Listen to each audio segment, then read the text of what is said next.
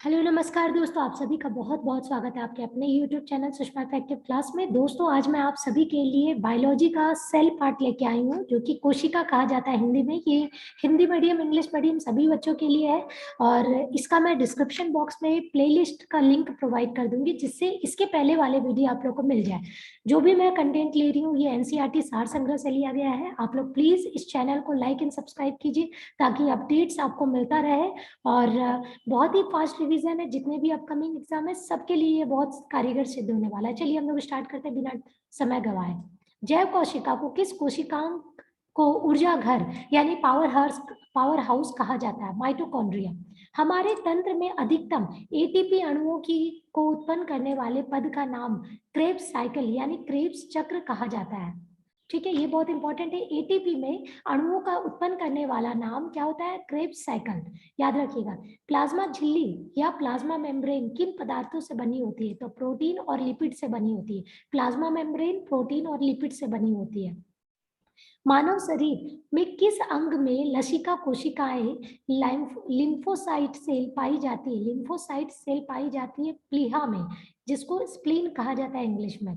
मानव शरीर की किस अंग में लसिका कोशिकाएं पाई जाती है? प्लीहा, स्प्लीन।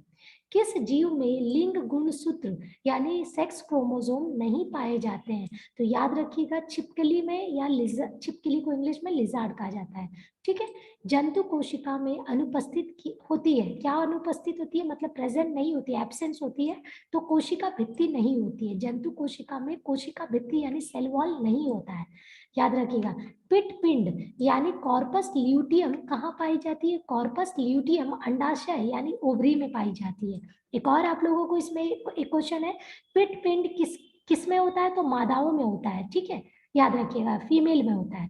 नेक्स्ट देखिए, प्रकमित कोशिका मृत्यु यानी प्रोग्राम सेल डेथ के कोशिकीय और आणविक नियंत्रण सेलुलर एंड मॉलिक्यूलर कंट्रोल को क्या कहते हैं? तो एपोप्टोसिस कहा जाता है। एपोप्टोसिस, याद रखिएगा, program cell death and cellular and molecular controller को क्या कहते हैं? तो एपोप्टोसिस कहा जाता है। नेक्स्ट देखिए, केंद्रक यानी न्यूक्लियस के अतिरिक्त कोशिका के किस कोशिकांग में डीएनए उपस्थित होती है? तो न्यूक्लियस के अलावा डीएनए कहाँ उपस्थित होती है? तो हरित लवक में और माइटोकॉन्ड्रिया में। माइटोकॉन्ड्रिया में, याद रखिएगा। किसे कोशिका का पाचन थैली कहते हैं? तो कोशिका का पाचन थैली लाइजोसोम को कहा जाता है। लाइजोसोम को, सेल का पाचन थैली लाइजोसोम। मनुष्य के किस उत्तक यानी टिश्यू में जन्म के पश्चात कोशिका विभाजन नहीं होता है, यानी सेल डिवीजन नहीं होता है? मनुष्य के किस टिश्यू में जन्म के पश्चात सेल डिवीजन नहीं होता है? तो तंत्रिका उत्तक यानी नर्वस टिश्यू में सेल डिवीजन नहीं होता है। कौन सा भाग पादप तथा जंतु कोशिका में पाया जाता है? पादप तथा जंतु कोशिका में तीन तीन कोशिकाएं जंतु कोशिका में पाया जाता है। तीन चीजें हैं, सेल मेम्ब्रेन कोशिका झिल्ली, साइटोप्लाज्म कोशिका द्रव्य और केंद्रक न्यूक्लियस। याद रखिएगा, सेल मेम्ब्रेन, साइटोप्लाज्म और न्यूक्लियस, याद रखिएगा। क्या है हाइपरप्लेसिया? हाइपरप्लेसिया का अर्थ क्या होता है? तो हाइपरप्लेसिया का अर्थ होता है कोशिका के आकार में वृद्धि होना, यानी सेल के आकार में डेवलपमेंट होना, बढ़ना। ठीक है, तो इसको हाइपरप्लेसिया बोला जाता है। जीन शब्द सर्वप्रथम किसने प्रतिपादित किया था? तो जॉनसन ने किया था, जिनका कौन से ईयर में किया था? 1909 में किया था। जॉनसन ने किया था 1909 में जीन शब्द का प्रतिपादित किया था, पहली बार यूज किया गया था। रिवर्स प्रतिलेखन यानी रिवर्स ट्रांसक्रिप्शन की खोज किसने की थी? तो ये किए थे टेमिन एवं बाल्टीमोर ने। ठीक है, टेविन एवं बाल्टीमोर ने। तो ये देखिए, रिवर्स टेक्नोलॉजी ट्रांसक्रिप्शन क्या होता है? जब डीएनए से आरएनए को कन्वर्ट किया जाए, generate DNA from RNA, DNA को जनरेट किया जाएगा आरएनए की मदद से। ठीक है, तो इसको बोला जाता है रिवर्स ट्रांसक्रिप्शन। टेमिन और बाल्टीमोर, याद रखिएगा। जब एक युग्म जीन को पेयर्ड जीन कहा जाता है, पेयर्ड जीन। ठीक है, दूसरे इकाई के प्रभाव से छुपाता है, तो इस प्रक्रिया को क्या कहते हैं? तो प्रभाविता यानी डोमिनेंस कहा जाता है। जब एक युग्म जीन यानी पेयर जीन दूसरे इकाई को प्रभाव को छुपाता है तो इस प्रक्रिया को क्या कहा जाता है? प्रभाविता यानी डोमिनेंस कहा जाता है, डोमिनेंस कहा जाता है। फिर देखिए दोस्तों, इसमें कुछ नोट लिखा हुआ है, उसको देख लीजिए। पुरुषों के शुक्राणु तथा महिलाओं के अंडाणु की निषेचन की क्रिया को ओविडक्ट यानी अंडवाहिनी में संपन्न होती है, अंडवाहिनी में संपन्न होती है। चलिए नेक्स्ट हम लोग देखते हैं यहाँ पे, अभी कंटिन्यू कर रहे हैं। सेल का कोशिका का जीवित अंश जीव द्रव्य यानी प्रोटोप्लाज्म कहलाता है, प्रोटोप्लाज्म कहलाता है। यह किससे मिलकर बनता है? तो प्रोटोप्लाज्म बनता है कोशिका द्रव्य और केंद्रक द्रव्य यानी न्यूक्लियस से मिलकर बनता है। चलिए नेक्स्ट देखते हैं हम लोग, कौन सा कोशिकांग प्रोटीन संश्लेषण में सहायता करता है? कौन सा कोशिकांग प्रोटीन संश्लेषण में सहायता करता है? Ribosome, ribosome. मानव में गुणसूत्रों की संख्या कितनी होती है? तो आप लोगों को पता है गुणसूत्र यानी सेक्स क्रोमोसोम जो आप लोगों ने पढ़ा है XY, तो ये टोटल है 46। कौन सा तत्व पौधों की कोशिका भित्ति यानी सेल वॉल की संरचना का घटक है? तो कैल्शियम, कैल्शियम क्या है? कौन सा तत्व पौधों का कोशिका सेल वॉल का ये संचरण करता है? कैल्शियम। सबसे छोटी जीवित कोशिका कौन सी है? तो माइकोप्लाज्मा, माइकोप्लाज्मा। किसे जीवन का भौतिक आधार माना जाता है? जीवन का भौतिक आधार माना जाता है जीव द्रव्य को, प्रोटोप्लाज्म को, प्रोटोप्लाज्म को, जीव द्रव्य को, प्रोटोप्लाज्म को।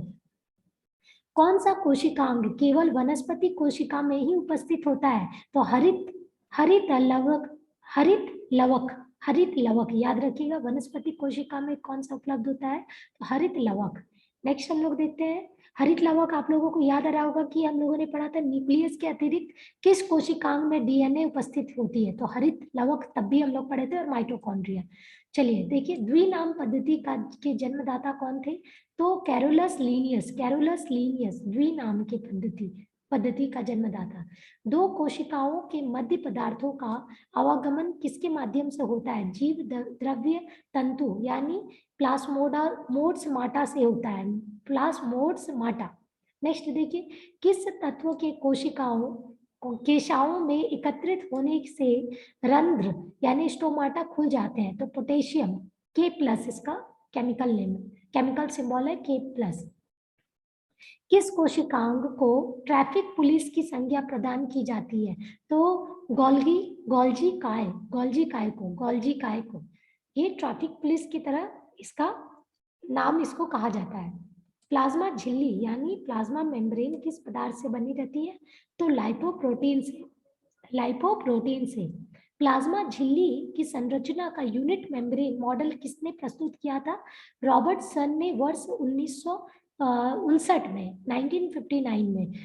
नेक्स्ट देखिए, सेल वॉल यानी कोशिका भित्ति की संरचना कैसे होती है? तो पारगम्य होती है, पारगम्य होती है, पारगम्य होती है। नेक्स्ट देखते हैं दोस्तों, यहाँ पे कुछ लिस्ट बना हुआ है जो कि आप लोगों को बताया जाएगा। सबसे छोटी कोशिका, सबसे बड़ी कोशिका, मानव शरीर में सबसे छोटी कौन सी, सबसे बड़ी। तो ये चीज के बारे में ये इंपॉर्टेंट है, ये वन लाइनर में क्वेश्चन आता है। विश्व में सबसे छोटी कोशिका कौन सी है? तो mycoplasma, mycoplasma gallisepticum, mycoplasma gallisepticum. विश्व में सबसे बड़ी कोशिका क्या कौन सी है? तो शुतुरमुर्ग का अंडा यानी ऑस्ट्रिच का अंडा, egg of the ostrich. Next देखिए, मानव के शरीर में सबसे छोटी कोशिका कौन सी है? तो ग्रैन्यूल सेल की सेरेब्लम, सेरेब्रम, सेरेब्लम। आप लोग ये मस्तिष्क का जब स्टडी करेंगे तो सेरेब्लम, सेरेब्रम और मेडुला के बारे में पढ़ेंगे। तो सेरेब्लम के ग्रैन्युलर सेल में ये मानव की सबसे छोटी का कोशिका पाई जाती है। मानव शरीर में सबसे बड़ी कोशिका कौन सी होती है? तो ओवम होती है, अंडाणु जिसे कहा जाता है, केवल स्त्रियों में ये होता है। मानव शरीर की सबसे लंबी कोशिका कौन सी होती है? सबको पता है, न्यूरॉन होती है, नर्वस सिस्टम, न्यूरॉन। ठीक है। पुरुषों में सबसे छोटी कोशिका कौन सी होती है? तो स्पर्म होती है, शुक्राणु जिसे कहा जाता है। सबसे बड़ी पादप कोशिका कौन सी होती है? सबसे बड़ी पादप होती है कार्लेपो टैक्सीफोलिया, टैक्सीफोलिया। तो दोस्तों ये बहुत इंपॉर्टेंट है टेबल वाला, मैं फिर से बता दे रही हूँ। विश्व में सबसे छोटी कोशिका होती है माइकोप्लाज्मा गैलीसेप्टिकम, विश्व में सबसे बड़ी कोशिका होती है ऑस्ट्रिच के अंडे यानी शुतुरमुर्ग का अंडा। मानव शरीर में सबसे छोटी कोशिका होती है ग्रैनुअल सेल के सेरेब्लम में, यानी सेरेब्लम की ग्रैनुअल सेल। मानव का सबसे बड़ी कोशिका होती है अंडाणु, केवल स्त्रियों में होती है ओवम। मानव शरीर में सबसे लंबी कोशिका न्यूरॉन। पुरुषों में सबसे छोटी कोशिका शुक्राणु यानी स्पर्म। और सबसे बड़ी पादप कोशिका क्या होती है? कार्लेपो, क्या है? कालेर्पो टैक्सीफोलिया। तो दोस्तों ये बहुत इंपॉर्टेंट सीरीज रहा है, आप लोग प्लीज इसको 2-3 बार देखिए ताकि आप लोगों को ये वीडियो पूरा क्लियर हो जाए। Thank you so much and subscribe करना ना भूलें।